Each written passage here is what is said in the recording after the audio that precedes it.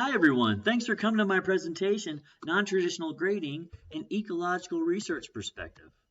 My objectives for this presentation are to suggest that an improvement in students' approach to writing is an under-recognized benefit of alternative grading schemes. I'd also like to advocate for an ecological perspective towards writing research. Here's my research question. Does non-traditional grading allow for students to take more chances with their writing? You may notice that this question does not line up with my first objective. I'll explain that through the course of this presentation. What is non-traditional grading? Well, it's the kind espoused by Elbow, Danielewicz, Inouye, and Taschuti, among others. It's where students do receive a final grade to go into their transcript, but papers aren't graded. There's no number grades, there's no letter grades, there's no system of points, just a lot of feedback, intrinsic motivation, and communication and peer feedback. Here are 3 books that were influential for me. Perhaps you also read these books. These are often cited when talking about using non-traditional grading in the classroom, in the writing classroom. Labor-based grading contracts, holistic grading, things like that. Has anyone here incorporated any kind of non-traditional grading in their classroom? What are some of the benefits and issues that you've come across? For me, I would say that one benefit is that students do seem to take more risks and more chances in their compositions. Since they aren't being graded, they might stretch out and try new things without the fear of being punished, as long as they complete the assignment, word length, sources, they're participating, things like that. I've noticed other benefits and other issues as well, but that's the one thing I noticed that made me want to undertake this research. So what did I find here through my research? It's that I wasn't able to definitively answer my research question, but I did arrive at some knowledge I didn't have before. Yes, students do take more risks. They make podcasts and videos. They might experiment with informal and formal style. They may try things with stasis theory. And they even defended in explanatory memos those rhetorical choices. But some did not take risks, playing it safe instead. And analyzing the data from my research methods that I used for this research, I found that risk-taking was not a significant topic addressed. That distinction belonged to a theme I call approach to writing, which raises a question.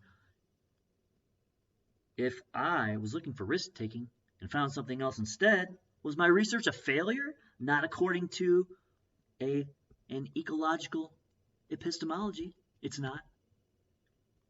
The multifaceted nature of writing and the inextricable positioning of the researcher is what drew me to an ecological orientation to my research question. To Fleckenstein et al., an ecological position represents, quote, a way of knowing that is congruent with the complexity and messiness of 21st century meaning-making. It is predicated upon, quote, a belief in the possibility of both a coherent story and multiple coherent stories.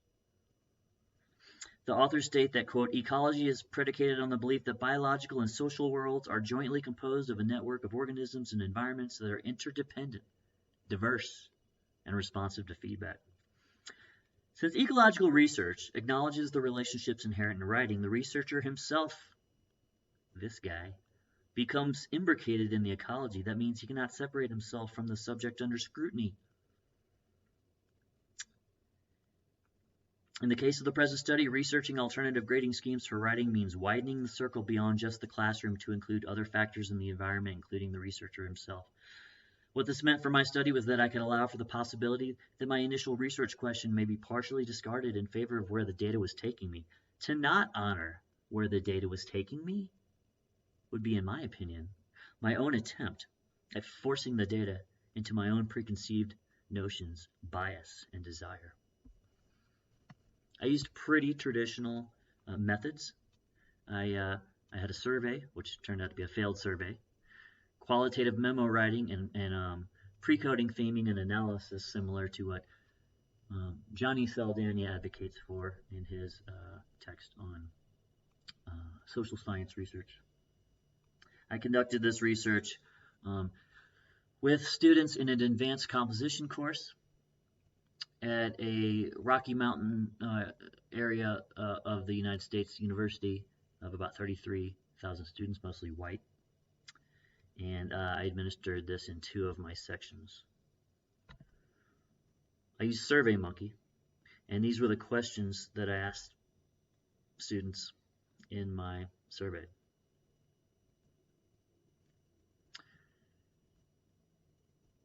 Here's one of the results for question 2.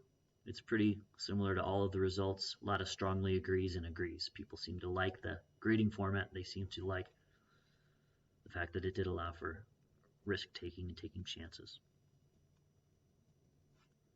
However, something bad that happened is that SurveyMonkey only allowed for me to see 10 of my survey results, which makes the previous graph a little less impressive.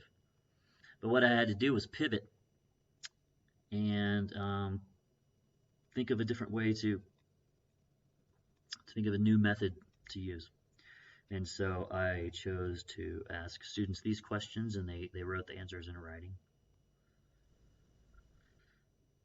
The first question kind of is a reformation of the survey questions, and the second question speaks to the ecological framework. I wanted to know about different factors on risk-taking besides just my grading format. So after coding, thematizing, and analyzing my data, I found a theme I called approaches to writing with a lot of significant information. The first one, the student says, I was more focused on my learning than earning a high grade. Once the pressure to get a grade goes away, you're allowed the freedom to explore different ideas for the assignment. We know rhetoric is a series of making choices and exploring ideas to figure out how to most effectively communicate. It allowed me to write more freely, which made me proud of what I was putting out. Another nod to the concept of freedom. Right? We want our students to, when they get to the job place or to grad school or out as citizens, we want them the freedom to make their own choices and how to communicate most effectively. I was able to write in my style without getting penalized. It took away the concern about my grade and allowed me to just write, which speaks to the invention stage of writing. We need to just write. I was focused more on how I was writing. I like the use of the word how there. Speaks to a rhetorical approach to writing. Helps alleviate the stress of having to conform to a teacher's strict style and allows me to play with words in a new way. So I found this to be a huge benefit. There's my big takeaway. What non-traditional grading does is it allows space for students to approach writing more rhetorically. You see, audience, I wanted this study to prove that students freed of the burden of number and letter grades would find themselves as composers and launch headlong into unfamiliar genres. What I found instead was that the freedom from grades allowed students to think more about their ideas and how they would be received by audiences. This rhetorical view of the writing process is exactly what all of us in the field want for students. It appears possible that the way students approach writing is positively influenced by non-traditional grading. When receiving feedback but no grades on their writing, students are kind of funneled into rhetorical thought processes. The issue with focusing on risk-taking is that it does not meet students where they are, as the old saying goes. Further research may investigate risk-taking in the classroom, but I suggest that it be based in the material embodied circumstances of the students themselves, else a skewed and researcher-centered account be produced. This can be applied to any research on student composing. A researcher may want to involve students in the refining of research questions and write a reflective memo afterwards. Or perhaps a researcher could interpret data with students. Similar to member checking, such transparency could jog the researcher out of myopia. For members of this session, however, the exigent risk is not related to students, but to ourselves. Do we risk the possibility of failure and disappointment that might come from implementing a completely different grading strategy in the classroom, that is up to you. I would argue, however, that the risk is totally worth it. Thank you for coming to my presentation. I will not be taking any questions. Everybody go, get out of here. We got to clean up these coffee cups.